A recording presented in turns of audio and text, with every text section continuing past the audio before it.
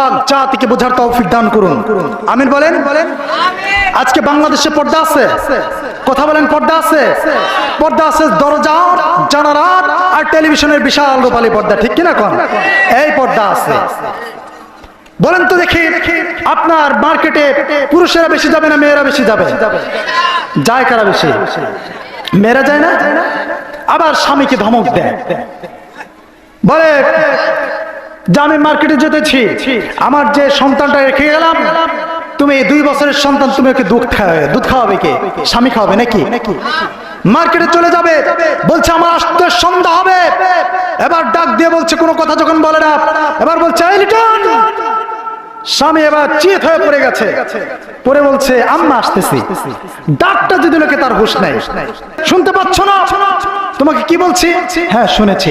মার্কেটে ঢং ঢং করতে করতে ছুটেছে, এবার মাথায় কোনো ওড়না নাই, ওড়না একটা পড়েছে, বুকের উপরে পড়েছে জালের মতো ওড়না, যেটা দিয়ে মাছ ধরা যাবে, ঠিক কিনা বলেন? এমন মেয়ে আছে না নাই? আপনার জলের মতো ওড়না পড়ে বের হয়েছে, এবার দোকানদারের সামনে আস্তে করে বসে গিয়েছে, এবার বলছে ভাইয়া ডাকটা কি ভালো? ভালোটা বলছে একটা শাড়ি দেখানো যাবে কি? দোকানদার কন্যা শাড়ি একখান বের করে আপনার গায়ের সাথে লটকে বলছে ভাবি আপনাকে কিন্তু দারুণ মানাবে। এটা হচ্ছে 1 নম্বরের লুচ্চা, ঠিক কিনা বলেন? আজকে বাংলাদেশে পর্দা নাই। আমার ভাইয়েরা, আজকে বলুন তো, আমার দেশে দেশীয় চ্যানেল চলছে না, ইন্ডিয়ান চ্যানেল চলছে, মেড ইন বাংলা না মেড ইন ইন্ডিয়া। যার প্রডিউসার হচ্ছেন বিধর্মী হিন্দুদের দ্বারা পরিচালিত। বাংলাদেশে যে চ্যানেলগুলো চলছে, স্টার জলসা, জি বাংলা, জি সিনেমা, জি প্লাস, এই যে আপনার চ্যানেলগুলো চলছে, আজকে এই স্টার জলসা এই চ্যানেলগুলো আজকে ঘরে ঘরে গন্ডগোল বাঁধিয়ে দিয়েছে, জোরে বলুন ঠিক কিনা? আজকে এই স্টার জলসা দেখে এই যে আপনার নাটক হয়েছিল পাখি, এই পাখির জামা নেওয়ার জন্য 3 বছরের শিশু থেকে শুরু করে আপনার 70 বছরের বুড়ানি পর্যন্ত তারা এই পাখি জামার জন্য তারা 6 জন জীবন দিয়েছে। বলুন সুবহানাল্লাহ। সুবহানাল্লাহ নাকি? আসতে বলবেন না, কি হবে? নাউজুবিল্লাহ বলেন। আমার ভাইয়েরা, 6 জন মানুষ বাংলার জমিনের মুসলমান, তারা এই পাখি জামার জন্য মারা গিয়েছে। আজকে এই বিদেশি চ্যানেলগুলা দেখে, এই ইন্ডিয়ান চ্যানেলগুলা দেখে পরকীয়া বাড়ছে না কমছে? বাড়ছে না কমছে? বেড়েই চলেছে, কমছে না। এই নাটক, এই সিনেমা, এইটা থেকে মুসলমানদের কোন শিক্ষা থাকতে পারে? কোন শিক্ষা থাকতে পারে? পারে না। কারণ হলো এটাতে যে চ্যানেলগুলিতে যা প্রচার করা হচ্ছে, যে অশ্লীল ব্যাপনা শিক্ষা দেওয়া হচ্ছে, আজকে কেউ কাউকে দাম দিতে চায় না।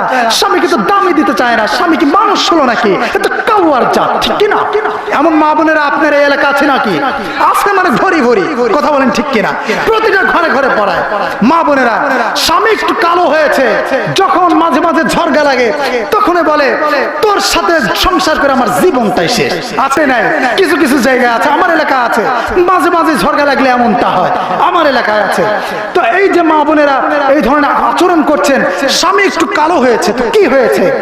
স্বামী একটু কালো হয়েছে, এজন্য স্বামীকে কোনো দাম দিতে চায় না।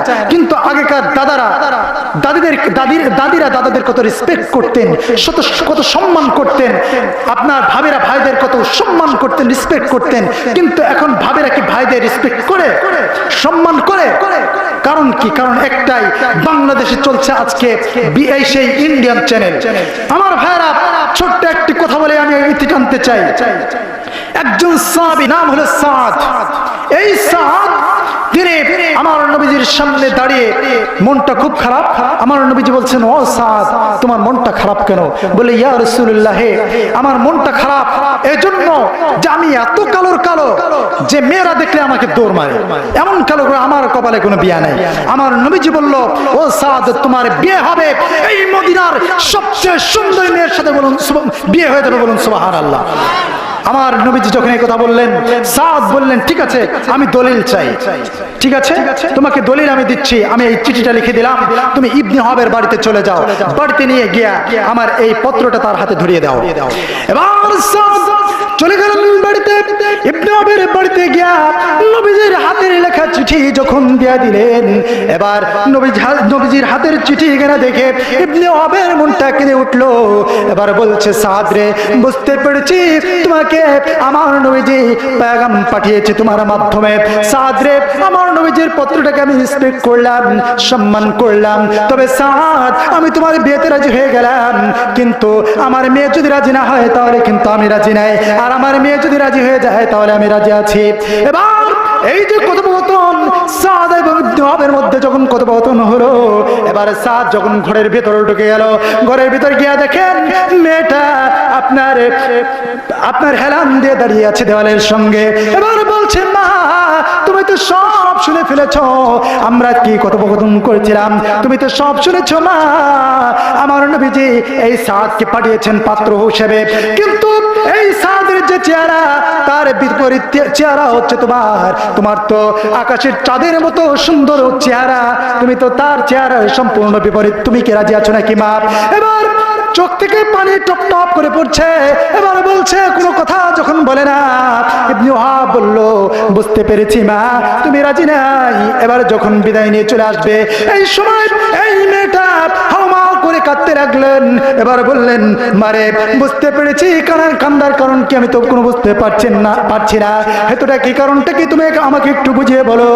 এবার বলছে, বাজান এই জাগতিক জীবনে আমি সুন্দরী মদিনার মেয়ে যদি হয়ে থাকি, তবু আমার রাসূল যে পাত্র নির্বাচন করে পাঠিয়েছেন, এই পাত্র মদিনার পাত্র, মদিনার এই সুন্দর যুবক নয়, সবচেয়ে কালো যুবক যদি হয়, আমার রাসূলের জন্য আমি একে কবুল করে নিলাম। বলুন সুবহানাল্লাহ। আমার ভাইরা, এই মেয়েটা যখন রাজি হয়ে গেলেন, রাজি হয়ে যখন এবার সাদের কাছে চলে এলেন, এবার বললেন, সাদ রে, তোর তো কপাল খুলে গেছে, আমার মেয়েটা রাজি হয়ে গেছে, আমিও রাজি হয়ে গেছি। বলুন সুবহানাল্লাহ। এবার চলে এলো বাড়িতে। এবার নবীজির বাড়িতে গিয়া বলছে, ইয়া রাসূলুল্লাহ, দুইজনই রাজি হয়ে গেছে। এবার নবীজি বললেন, ও সাদ, বিয়ে তো করবা, তোমার কাছে কি টাকা পয়সা আছে নাকি? বলল যে টাকা পয়সা তো নাই, আমি তো গরিব মানুষ, টাকা পাবো কই? এবার বলল, ঠিক আছে, তাহলে আমি তো সব কিছু করলাম, বিয়ের ঘটকালেও আমি করলাম, আবার তুমি আমার কাছে টাকা চাচ্ছ, ঠিক আছে। এবার দুজন সাহাবীকে ডাক দিলেন। সাহাবীকে ডাক দিয়ে বললেন, ও আমার সাহাবীরা, 200 দিরহাম করে 400 দিরহাম আমার কাছে দাও। 400 দিরহাম যখন নবীজির হাতের মুঠোয় দিলেন, নবীজির হাতের মুঠোয় নিয়ে এবার সাদের হাতের মুঠোয় দিয়ে বলছেন, সাদ রে, মদিনার বাজারে চলে যাও, মদিনার বাজারে চলে গিয়া তুমি 400 দিরহাম দিয়া তোমার বিয়ের বাজার করে আনো। সাদ যখন বিয়ের বাজার করার জন্য মদিনায় চলে গেলেন, একজন সাহাবী এসে বললেন, ও সাদ, তুমি তো বিয়ের বাজার করতে এসেছো সাদ, তুই কিন্তু যুদ্ধের দামামা কিন্তু বেঁচে গেছে রে সাদ। এবার সাদ চিন্তা করলো, বিয়ে তো আমি আরো করতে পারবো, কিন্তু যে জিহাদের ডাক আমার নবীজি দিয়েছেন, এই জিহাদের ডাক আমি আর শুনতে পারবো না। সাদ এবার এই 200 400 দিরহাম দিয়া এবার সাদ চলে গেল, একটা ঘোড়া কিনলেন আর একটা তরবারি কিনলেন। এই ঘোড়ার তরবারি নিয়ে জিহাদের ময়দানে ঝাঁপিয়ে পড়লেন। এই সাদ দুনিয়া থেকে বিদায় হয়ে গেলেন। সাহাবীরা নবীজির কাছে গিয়ে বললেন, ও ইয়া রাসূলুল্লাহ, আপনার সাদ দুনিয়া থেকে বিদায় হয়ে গিয়েছেন। এবার বলছেন, কোন সাদ দুনিয়া থেকে বিদায় হয়ে গেছে? সাহাবীরা বলছে যে সাদের বিয়ের কথা আপনি বলেছিলেন, সেই সাদ দুনিয়া থেকে বিদায় হয়ে গেছে। আমার নবীজি শুনে আর নিজেকে স্থির রাখতে পারলেন না, দৌড়িয়ে দৌড়িয়ে সাহাবীর কাছে চলে এলেন। সাহাবীর কাছে এসে বলছেন, এবার এসে দেখেন হাতগুলো বিচ্ছিন্ন হয়ে পড়ে আছে, পাগুলো বিচ্ছিন্ন হয়ে পড়ে আছে। এবার নবীজি পাগুলো হাতগুলো একত্রিত করলেন, মস্তকটা বিচ্ছিন্ন হয়ে পড়ে আছে। এবার নবীজি মস্তকটা কাছে নিলেন, এবার মাথার ভিতরে চুলের ভিতরে হাত দিয়ে একবার তার চোখের পানি দিয়ে টপ টপ করে পানি পড়ছে, আরেকবার তার চোখের পানিগুলো পড়ছে, আবার মুচকি মুচকি হাসছেন। সাহাবীরা জিজ্ঞেস করলেন, ইয়া রাসূলুল্লাহ, একবার আপনি হাসছেন, আবার আপনি কাঁদছেন, কান্নার কারণটা তো বুঝতে পারলাম, হাসার কারণটা কি? এবার নবীজি বললেন, ও আমার সাহাবীরা রে, আমার সাদের বিয়ের পেগাম আমি পাঠিয়েছিলাম রে। আমার গতকাল সাদের বিয়ের কথা হয়ে যাওয়ার কথা ছিল, কিন্তু সাদ তো এই পৃথিবীর জাগতিক নরজীবনের স্বাদ গ্রহণ না করে দুনিয়া থেকে বিদায় হয়ে গিয়েছে। আমার সাদ তো দুনিয়ার কোনো মেহমান হয় নাই, আল্লাহ জান্নাতের মেহমান হয়ে গিয়েছে।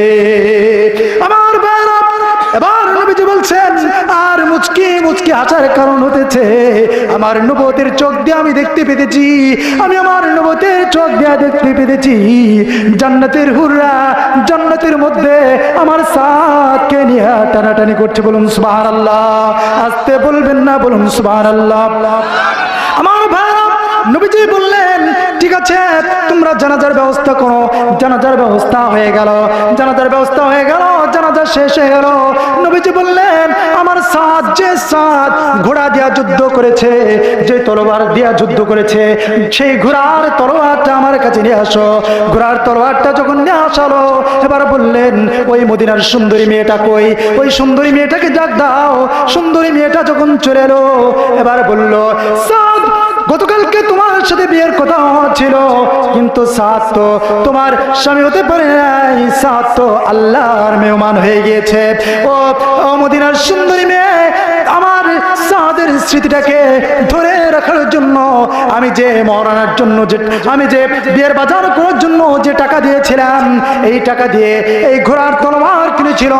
ও মদিনার মেয়ে, তোমাকে এই স্মৃতিটা ধরে রাখার জন্য এই ঘোড়ার তরবারি আমি মুহাম্মদ তোমাকে দিয়ে দিলাম। বলুন সুবহানাল্লাহ। আমার ভাইরা, আর আলোচনা দেরি করবো না, অনেক রাত হয়ে গিয়েছে, আমরা আলোচনা শেষের দিকে চলে যাব। আমার ভাইরা আসুন আমরা আলোচনার শেষের দিকে চলে যাই, যেহেতু কালকে আপনাদের মাহফিল আছে।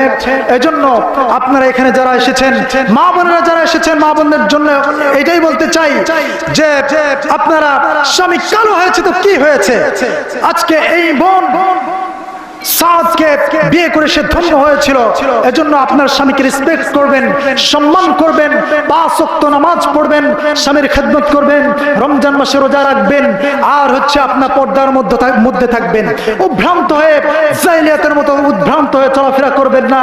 আমার নবীজি বলছেন, আল্লাহর কসম করে বলছি, কেউ যদি 5 ওয়াক্ত নামাজ কোনো মা বোন যদি পড়তে পারেন, পর্দার মধ্যে যদি চলতে পারেন, স্বামীর খেদমত যদি কেউ করতে পারেন, আর আপনার যদি শরীয়ত সম্মতভাবে পর্দার মধ্যে বেরোতে পারেন, আল্লাহ রাসূল বলছেন তার জন্য জান্নাতের দরজাগুলি খোলা হয়ে যাবে। বলুন সুবহানাল্লাহ। এজন্য যারা মা বোনেরা এসেছেন, আপনাদেরকে অনুরোধ করবো আপনারা পর্দার মধ্যে থাকবেন। আমরা যারা এখানে এসেছি, আল্লাহ পাক যেন আমাদেরকে 5 ওয়াক্ত নামাজ জামাতের সাথে আদায় করার তৌফিক দিয়ে দেন। বলুন আমিন।